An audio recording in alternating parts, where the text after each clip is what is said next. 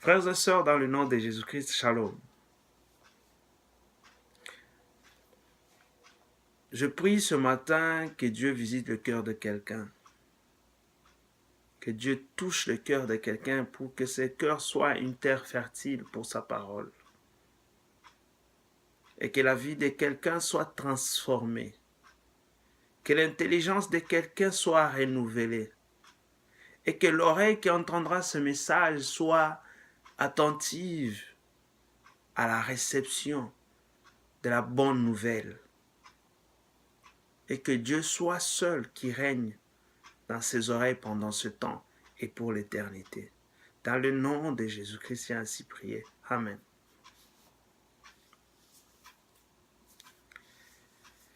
Il est écrit, tu aimeras le Seigneur ton Dieu de tout ton cœur, de toute ton âme, de toute ta pensée et de toute ta force. Marc 12, 30. Malheureusement, de nos jours, le mot aimer, adorer, sont utilisés et rattachés à tout ce qui se passe. On adore les animaux, la voiture, les chaussures, les vêtements, la maison, n'importe quoi on adore. Au lieu d'adorer le seul et unique Dieu qui mérite notre adoration. On aime faire ceci, on aime faire cela. Maintenant, on aime des choses de la même manière dont on aime une personne. Excusez. Aimer selon Dieu, comme Dieu le veut, nécessite beaucoup d'attention et de sacrifices. Parce que la parole de Dieu elle-même, elle déclare, car Dieu a tant aimé le monde qu'il a donné son Fils unique en sacrifice. Jean 3, 16. Lorsqu'on aime Dieu, lorsqu'on a donné sa vie, on a décidé d'aimer véritablement Dieu, on respecte ses commandements, on respecte sa volonté.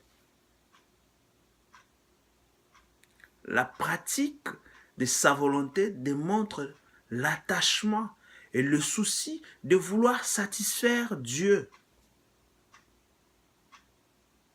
Et la mise en pratique de sa volonté demande de consacrer du temps, de l'énergie, de la détermination, de la volonté même. Lorsqu'on aime Dieu, on sait aimer les autres. On a un équilibre dans tout ce qu'on fait par la suite. Parce qu'on est conduit, on est guidé par l'amour de Dieu et par celui qu'on lui porte également.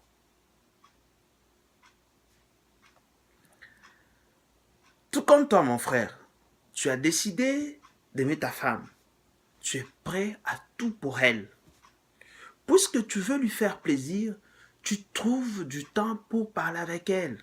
Tu t'intéresses à elle, tu lui offres des présents, tu fais tout pour qu'elle soit satisfaite. Or, il se trouve que nous accordons plus d'importance à certaines choses, des fois d'une manière inconsciente, ou d'autres fois même inconsciente.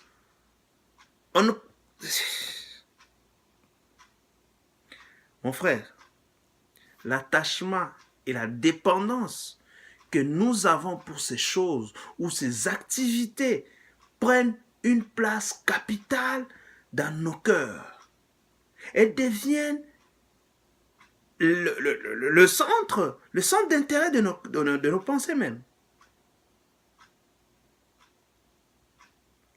Tu sais, le Dieu que nous servons,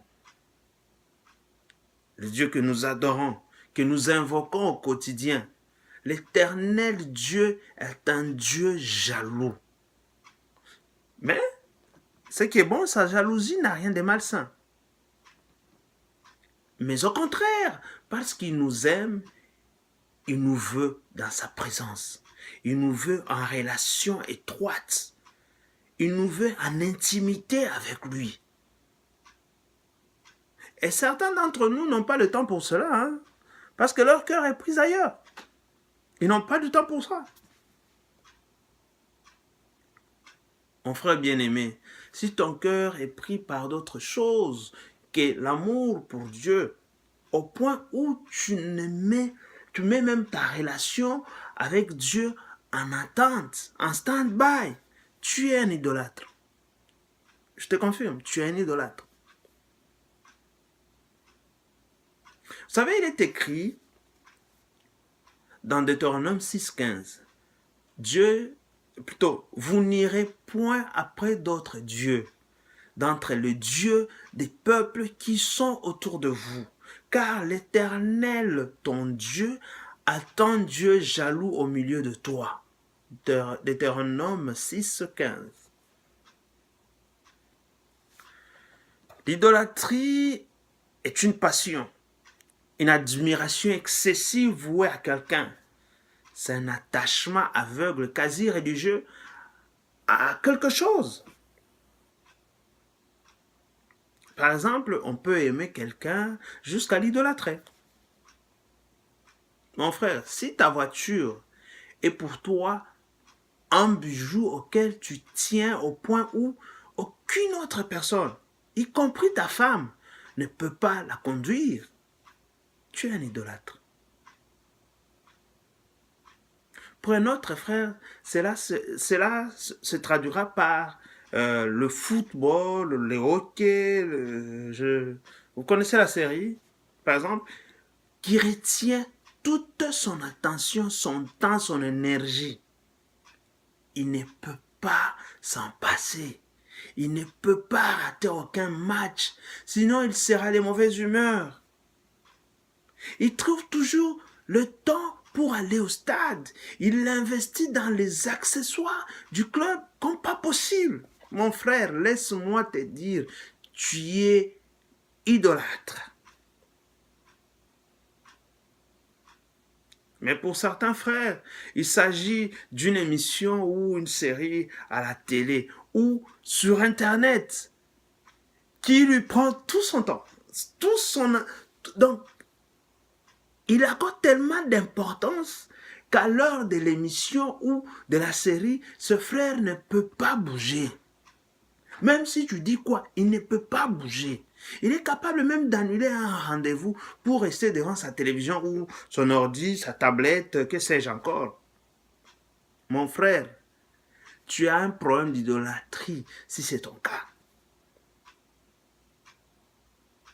Si ton jeu vidéo te prend toute la journée, tu ne peux pas rien faire d'autre que jouer au point de t'absenter au travail ou à un rendez-vous important. Ou si tu y vas même, quand bien même tu iras, tes pensées sont restées à la maison, centrées sur comment améliorer ton score ou comment passer à l'étape suivante. Tu as un problème d'idolâtrie, mon frère. La liste est tellement longue qu'on ne peut pas tout finir par d'énumérer aujourd'hui. Mais ce qu'on doit retenir, quand tu portes plus d'attention, d'importance à tout sauf à Dieu, lorsque tu peux faire tout ce qui te plaît, mais que tu n'as pas assez de temps pour ton Dieu, tu es infidèle, tu es idolâtre. Parce que tu n'accordes pas assez de valeur à ta relation avec l'Éternel, ton Dieu. Dieu veut avoir la première place. Dieu veut être la préoccupation principale de tes pensées. Dieu veut que quand tu te réveilles, c'est à lui que tu passes en premier. Quand tout ce que tu bouges, tu fais, c'est à lui que tu penses en premier. C'est ce que Dieu veut. Mais attention, nous ne sommes pas en train de dire que tu ne peux pas faire d'autres activités. Non. Nous parlons ici du déséquilibre, des passions excessives qu'on a pour les activités autres que les services et l'œuvre de Dieu. De tout ce qui t'empêche de t'occuper des affaires de ton Père Céleste. C'est de ça que nous sommes en train de parler. Parce que la Bible nous dit très clairement, car là où est ton trésor, là aussi sera ton cœur. Matthieu 6, 21. C'est très clair. Cette parabole, cette parole de Dieu, cette parole de Jésus-Christ, je vais dire, souligne que l'attachement à des mauvais trésors conduit notre cœur à la mauvaise place. C'est à quoi nous tenons le plus est aussi ce qui nous contrôle.